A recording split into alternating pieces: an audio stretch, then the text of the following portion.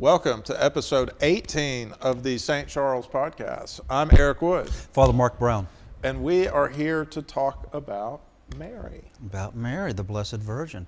She is suddenly thrust into the nanosphere. The online communities are going crazy because of Pope Leo, as one Catholic podcaster is starting to call him Bob from Chicago. They're very unhappy with Pope Leo. We can at least call him Pope Bob from Chicago. Yeah, Pope Bob from Chicago. Pope Bob. Hey, look, I'm not a big fan of his, but what he's just done is nothing, not changing any doctrine. It's not doing anything. The evangelicals need to stop celebrating. He's not changing Catholic doctrine. The trad-rads and the conservatives need to stop wringing their hands, running around, claiming that they are the magisterium, as Taylor Marshall is, because he's so upset that they're upset because they got it into their heads that Francis and then Leo was going to, because of John Paul II and his strict devotion to Mary. And he had said something in the 90s. Yes.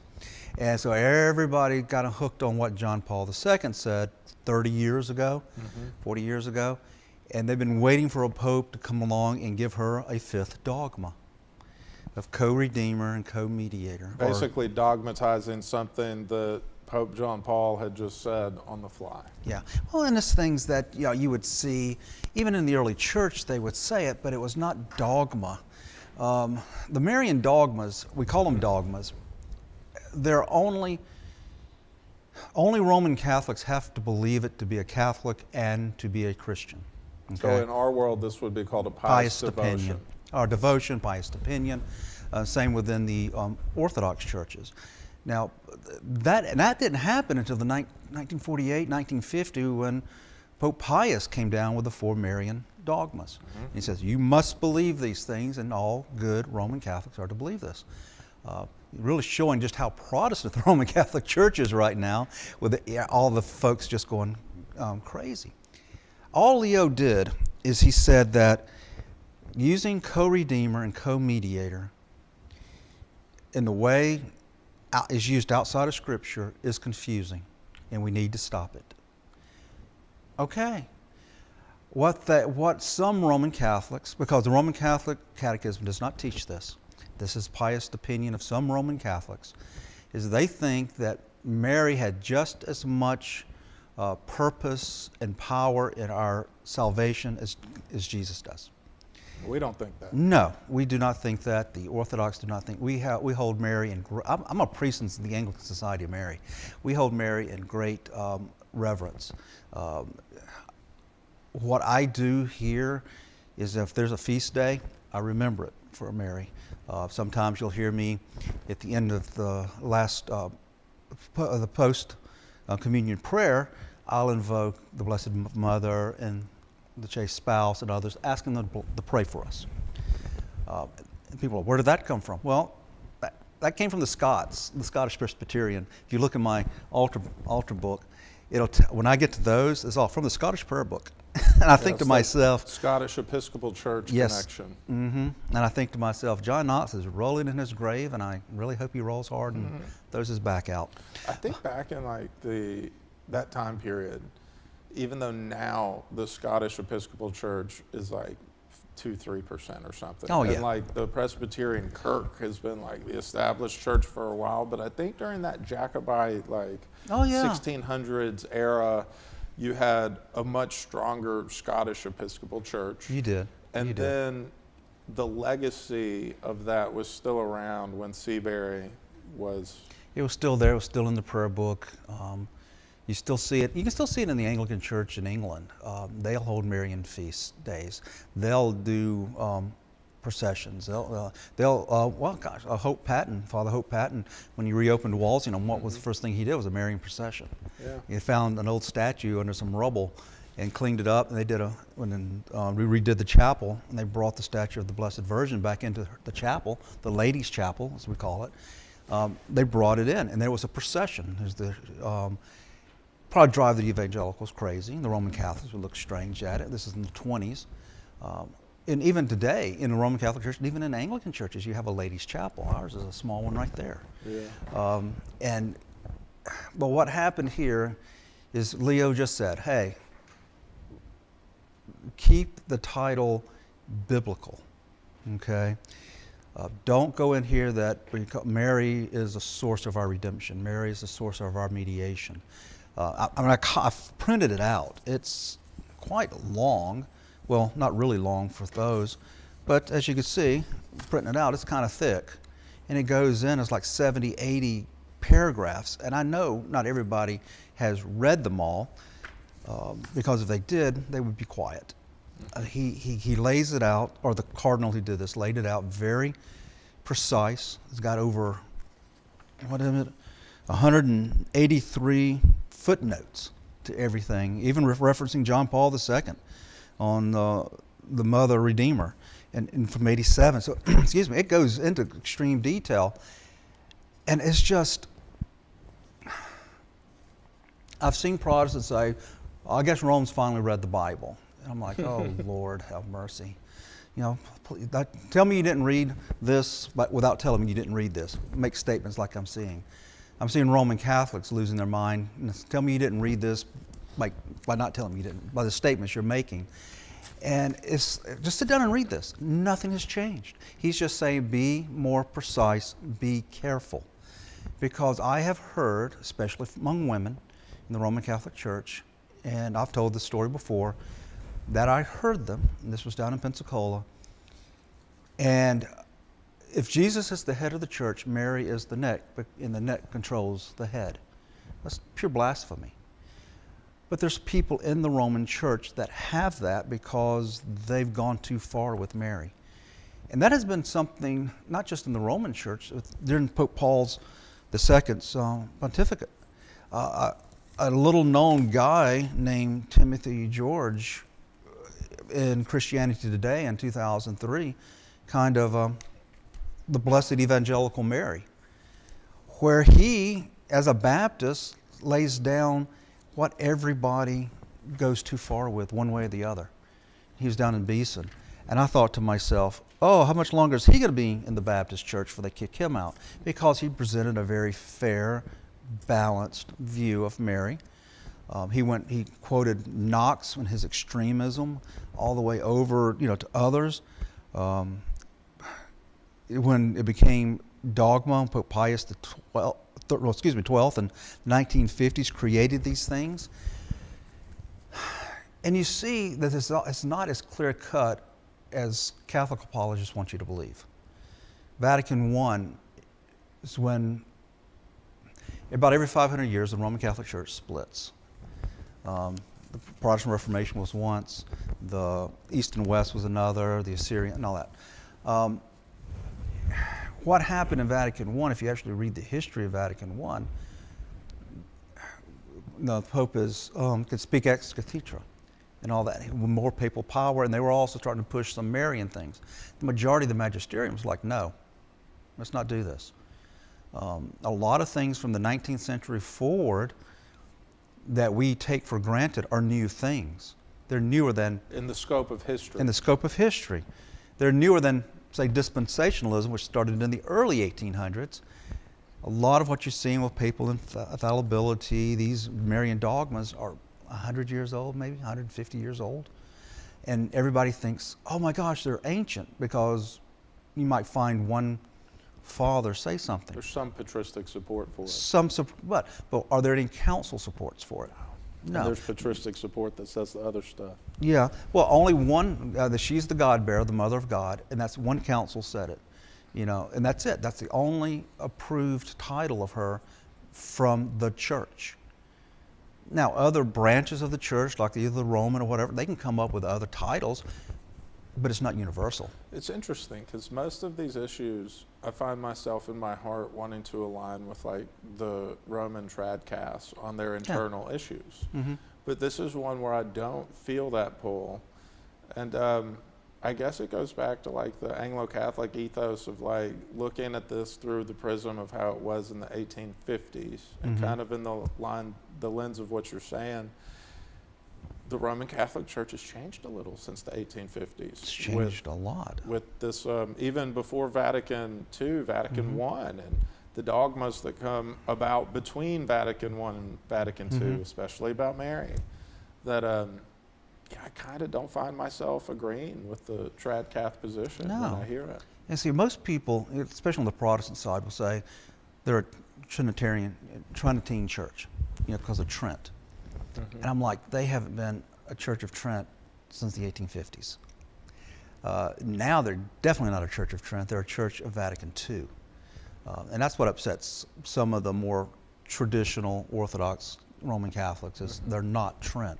They'll quote it, but you look at subsequent edicts from popes and cardinals and synods, a lot of Trent is softened, or we just ignore it now. It's a funny thing is that I jokingly say this, that the Roman Catholic Church affirmed what Luther protested against. They just wouldn't do it while he was alive. Because a lot of what he nailed to the wall, the door, the 95 Theses, they addressed and they answered, and they Counter-Reformation, and they addressed it, and they cleared up some things. They did away with some things that Luther complained about. They said, "Yep, Luther got that right." Now they don't want to say that even today, because once again, everybody thinks they live in a house of cards, and if they admit they made a mistake, or somebody who challenged them was actually right, their belief system collapses. We Anglicans, we've been so beat up for 500 years, we can look and say, yeah, that's right, that's wrong, yet we made a mistake. And I kind of like that. Yeah, I made a mistake. I could admit that as a priest, I made a mistake. A couple of years ago, one of the parishioners here said, "Father, I agree with what you said, but couldn't you have said it nicer?"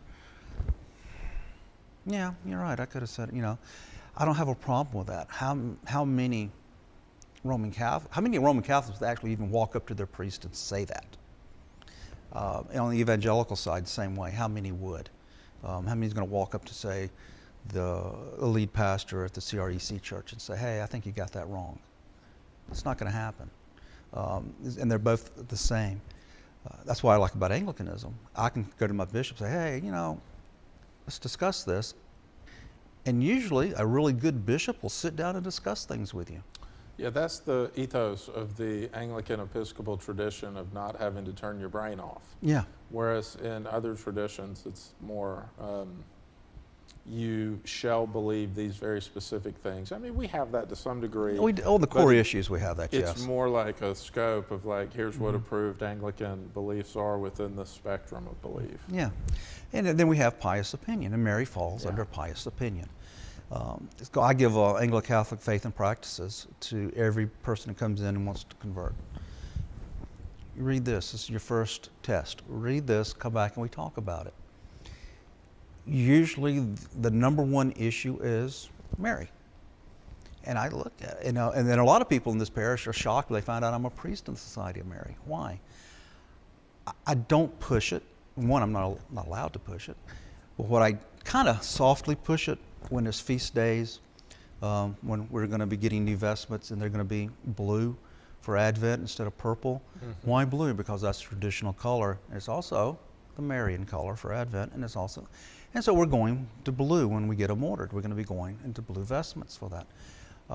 So you're starting to see that, because the Anglican Church had, up until Henry, and even after Henry, but up until the Reformation really got going and they brought in the Continental Reformers, had a very close, devout relationship with Our Lady. The shrine of Our Lady of Walsingham, we had more monasteries and convents and shrines to Our Lady in England and most of Europe, even Italy, before Henry went crazy. England was called the Dowry of Mary. Yeah, there was a great Marian devotion there. And it's part of the Anglican ethos. And when Cranmer and them let the Continental Reformers come in, especially the radical ones, they started attacking everything that was been held dear by the church for 1,500 years. And suddenly, Bob from Cassel, Switzerland, he knows better than 1,500, 1,600 years of church history and Aquinas and everything else. And that's my go-to. I'm going to look at something like when you have the homily against icons. I'm going to go with this guy. and not go with the church councils. So how do they, oh, we're just going to ignore the church council, so this guy's right. No, that's not the way it works with me. Well, there's certainly a tension there. Yeah. Where, the Seventh Ecumenical Council and the homily against the peril of idolatry, Yeah. they're in conflict. They are very much in conflict. So how does an Anglican get out of that conflict? Well, one, the council, it's the council in the entire church, got the opinion of a couple of people. Who are you going to go with? A smart Anglican is going to go with the church, because if you start going with opinion of people, well, next thing you know, all sorts of weird things are going to come into the church because everybody has an opinion and everybody's opinion is right. So that's why they just have to reject that council. Yeah. To make it. They have to reject. They have to reject. They keep the first. Sometimes they say first 3, first 4. I've heard 4 and 6. Yeah, but then they start. Robert. If somebody has a pet belief, and then they look and they see the church has already said no on it in a council, well, that council's not right, because I believe this, and I'm going to follow this, because that council just can't be right, because they're going to find a justification rejecting the council of the church that's come from God. Okay, or say they do the same thing with Scripture. They do the same thing with Scripture. I want to do this sin. Okay, Scripture says no. Well, this is my sacred cow sin. I like it. It's not sin. I like it. So therefore, the Scripture's wrong. God has to evolve. Or they do the pseudo-Paul. Yeah, they the say pseudo. that might not really have been written Paul, by Paul. yeah. Doing the devil's advocate stuff. You know what the devil said to Eve in the garden. And he's been doing that in the church ever since the church started. Are you sure God said that? Yeah. Are you sure Paul said that? And usually those people are the ones that are embracing the sin, and they don't want to hear the church, God, Christ, has already spoken against that. You're embracing sin. So that's what we do. Now, when you get back to Mary, when you get to the cult of Mary, and I don't mean this in the way like Jonestown and all these weird, this is a devotion to Mary. An academic term. An academic term. You can go too far, and I have seen it go too far. I have seen people pray to Mary more than I have seen them pray to God. I've heard when people are doing confessions, corporate confessions, invoking Mary. Whoa, time out. The church doesn't teach that, but you'll hear it in the Mass. Not asking, So you have to be careful how it's presented and what it's. That's all Leo is saying. We need to look at what we're doing. Is it edified by? Are we being edified by it? Is it scriptural, as the church always taught this? A lot of Roman Catholics have grown up. Most of them are, since 1950, hearing these things, hearing in a certain way, and then you had the really popular, charismatic John Paul II, who would do this. Okay, well, a lot of them want to do it because John Paul said and did it. Okay, well, John Paul also did something else that most people don't know. He would self-flagellate himself. He would take a whip and he would beat himself because of mortification because of his sins. You can do that? I mean, are we going to see Marshall Taylor on his podcast? I'm glad that the Anglo-Catholic tradition topped out at the hair shirt. Mm-hmm. We never got into the beyond. Never got into that. You might wear an uncomfortable shirt. That's as far as it's going to go. So even then, they're picking and choosing what they want to follow. Once again, read what Leo has written. I am not a big fan of Pope Leo. He is not changing any doctrine of the church. He's just saying, make sure we get it right. And some of y'all are going too far. And we can look at the Protestants and say, hey, quit celebrating. They're not changing anything, and you're going too far your way on the Blessed Virgin. One of the catechists here came to me a few weeks ago and said, Father, we kind of think we lost one from confirmation class. I was like, oh, well, why?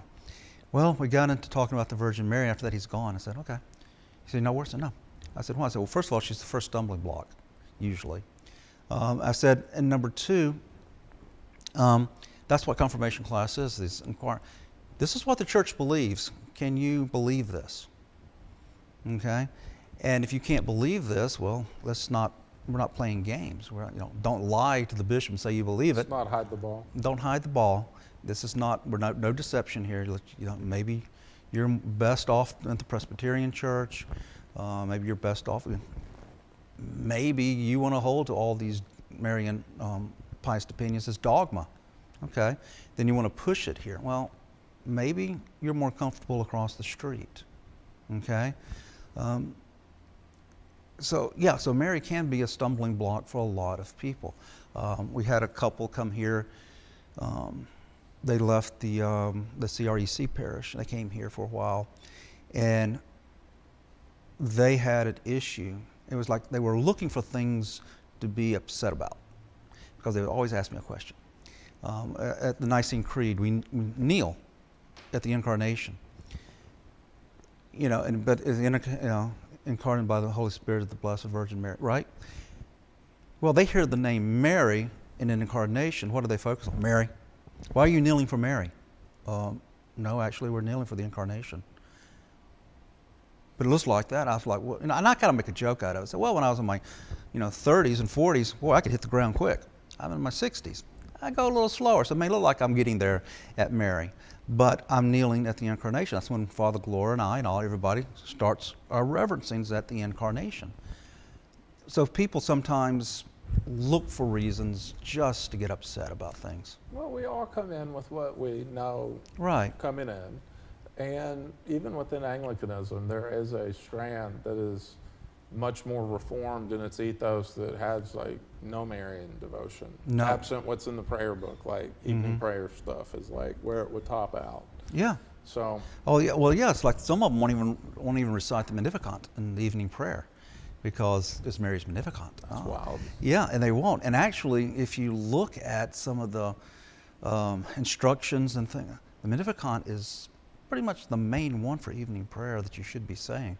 And this is the 1928 prayer book, 1662, every one of them. But some of the Reformed folks, they just, not all of them, but some of them, why is this even in here? Well, it has always been part of the tradition of our parish specifically, and then the parish that we come out of. Like Nativity's built in the 1850s, post-Oxford movement, with a Marian chapel, lady chapel. Lady chapel. We come out of that. So when our parish was built in the 80s, guess what we have? Mary. A lady chapel area. So.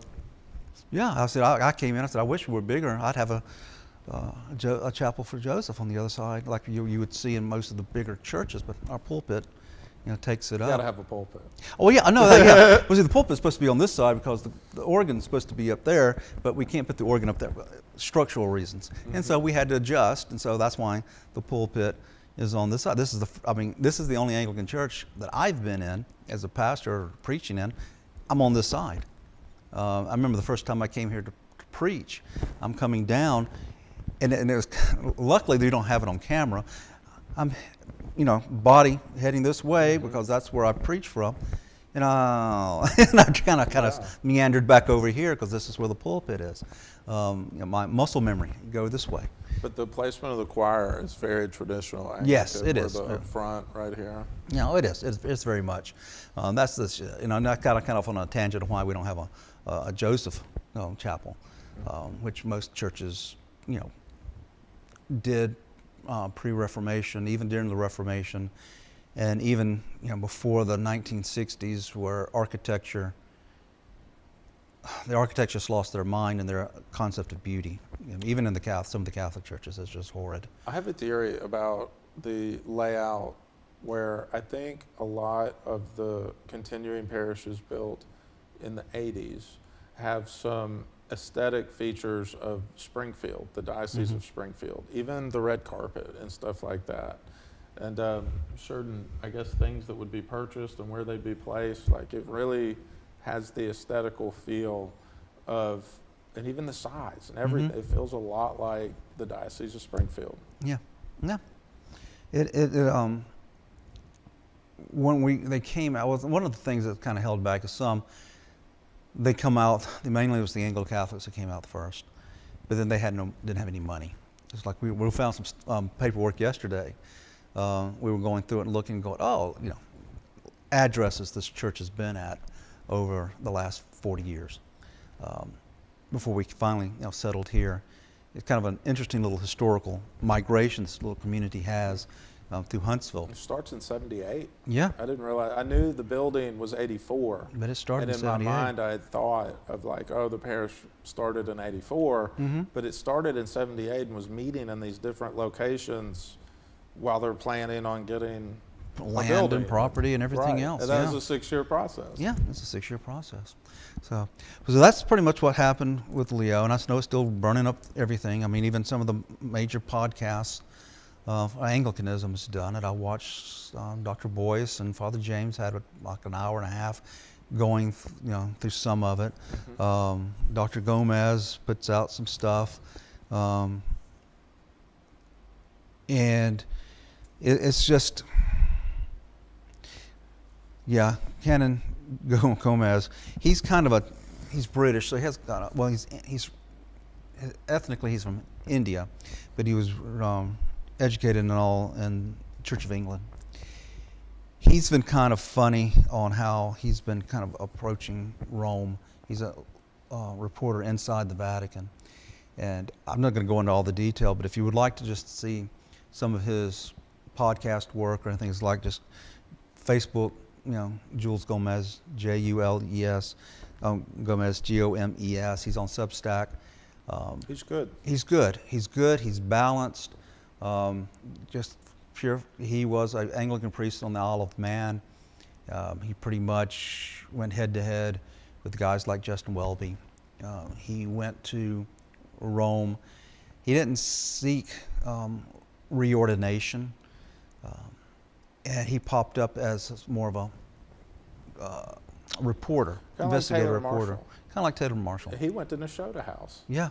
20 years ago. 20 years ago, yeah. And that's pretty much, the similarities between the two end. In that, well, I mean, Dr. Gomez was, he was a priest for a long time, an Anglican priest. And he's actually starting to wear his collar again. I've been, hey, are you back? And he's kind of, no, Rome doesn't dictate my orders. I'm like, okay, how much longer are you going to be there, Jules? Because he's, what? I think if anybody has any fantasy about Rome, go to the Vatican. People who I've known that have crossed, priests that I've known have crossed and come back, majority of them come back. Majority of the Anglican priests who go there will come back. Because they'll, I hate to say it this way, but sometimes it's like a bait and switch. It looks good on the outside, but then when you get in it, you realize it's just like the Anglican Church. They just hide it really well. And then they have their own issues and their own problems. And a lot of Anglican priests, I only know of, besides Dr. Gomez, 1, 2, now, well, you have to count Taylor Marshall, 3 who've stayed. One, I wish he hadn't have gone. I respect him a lot. He did it a long process. He was a priest for a long time, and he went. The other 2, a little deceptive, and believe me, the Diocese of Fort Worth doesn't like me when I say this. Is the act of convincing of one. Oh, somebody else. Triggered Surrey. Oh, but when you present yourself one way to your bishop and you're actually thinking another way, and then shortly after ordination, I'm talking about within a few months, you leave for Rome. That's not good. Not good. That you were deceptive to your bishop. And now, believe me, I got into it with a Fort Worth priest who wanted to defend somebody, and I was like, he should have never presented himself for ordination if he's having those thoughts. And that's it. Now, when you get there, like I said, majority of the Anglican priests that they come back, at least since the ordinariate, because it was sold a certain way and it didn't happen. I think the funding changed when the Pope changed at a certain time period. Yeah, it did. It did. And then when Christopher Phillips, Father Phillips, if it wasn't for him, there would be no ordinariate in America. I don't care what anybody says. He was a former Episcopalian priest. He was I think he was the first, if not one of the first, in the pastoral provision, where he was an Episcopal priest who was brought into the Roman Catholic Church as a priest. He obviously had to go through reordination and all that. He started Our Lady of the Atonement in San Antonio with 13 people. And he's told me the story of the land. They went out on the edge of San Antonio. Nobody wanted it. And now, when he was forced out because he wouldn't go to the ordinariate, the guy who set up the ordinariate wouldn't go to the ordinariate. There's a long story behind that. Because he and I used to talk weekly. He was kind of like my mentor at one time. And by the time he left, beautiful church, beautiful Anglican church. The Mass was Anglican. The theology was obviously Catholic, Roman Catholic. He had a school that's up to 550 students, where people of the parish, when they had a baby, they immediately put the baby on the waiting list, knowing it's going to be 5 years before they could, you know.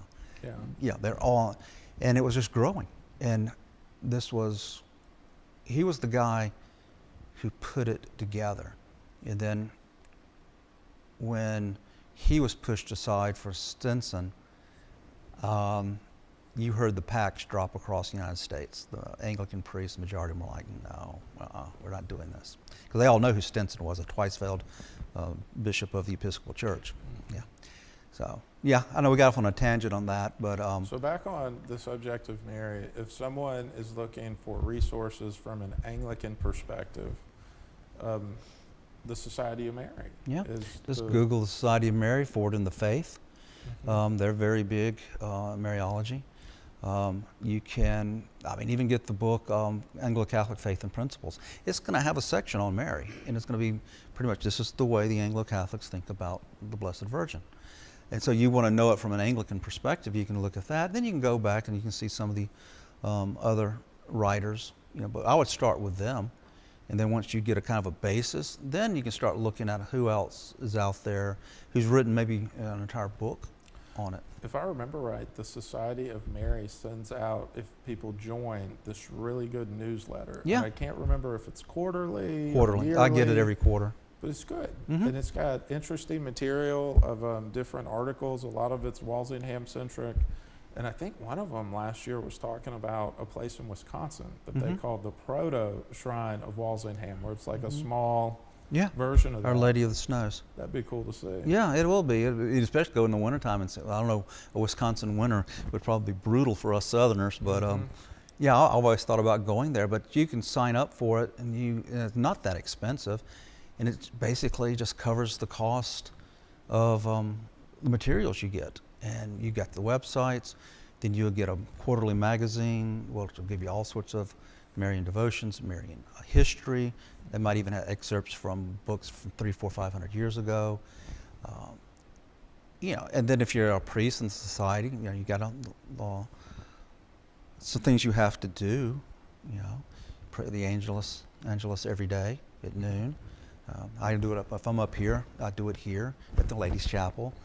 You can do it as simple as in your car at noon, or you can do it as very elaborate as I've seen some in England doing it with bells ringing and everything else going on. That's how they do it in Neshota, where it's like a double bell that rings at different points in the Angelus, and then the last one is like 9. So the bells match the prayer. Yeah.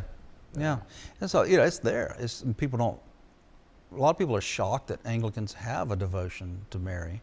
A lot of Anglicans are shocked they have a devotion to Mary, but it's throughout our prayer book. Well, it's always been there on the Anglo-Catholic side. Like even today, I want to say the head of the Society of Mary is like the Bishop of Springfield. So like this has been a continuous stream within the Anglican current since the Tractarians. Which was the Tractarians. And then before that, for a long, long time. Yes, yeah, and say that. And Forward in the Faith is another one. And I think Forward in the Faith, you can actually get a list of which parishes are in it. So like we're in the Society of St. Charles, it has a list of St. Charles parishes too. And that one, so if you were traveling and you were like, well, I'd like to go to one that maybe has, if it's like a Marian feast day, well, which ones around here is a Marian? Oh, I'm going to go to St. Mary's or St. Joseph's, whatever. And they're going to hold that feast day, if that's something you're interested in doing.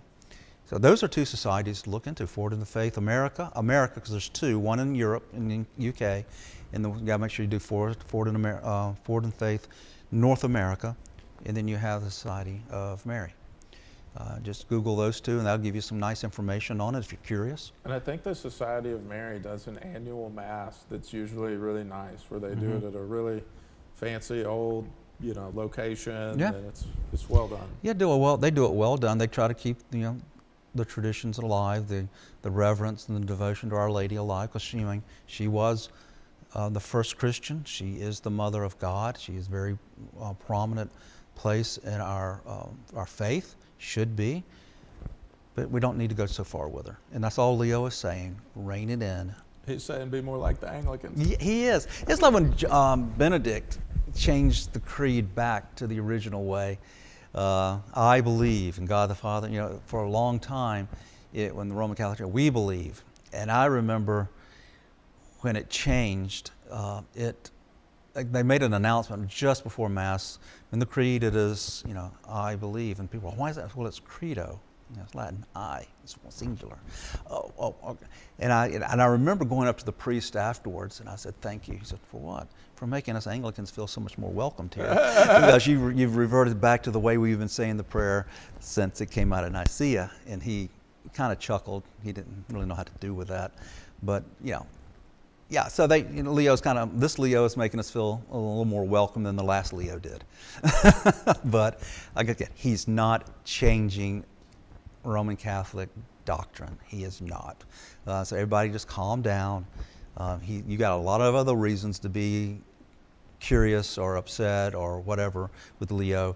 This is not one of them. Don't waste your energy on it. Very good. All Let's right. do it again next week. We will. Talk to you soon. See you soon. Bye.